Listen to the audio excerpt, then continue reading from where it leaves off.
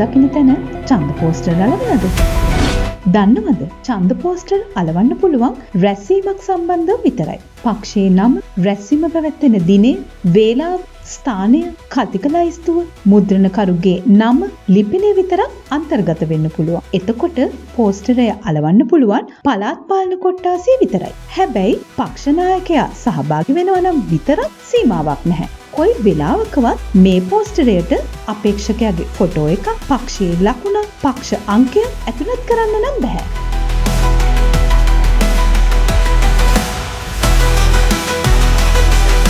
දැන් ඔබත් මැතිවරණ නිරීක්ෂකයෙක් මැතිවරණ කාල සීමාව තුළ සිදුවන ඕනෑම ප්‍රචණ්ඩ ක්‍රියාවක්, ඕනෑම නීති උල්ලංඝනය කිරීමක්, ඕනෑම ඉල්ලීමක් දැන් ඔබට ඍජුවම අප වෙත යොමු කරන්න පුළුවන්.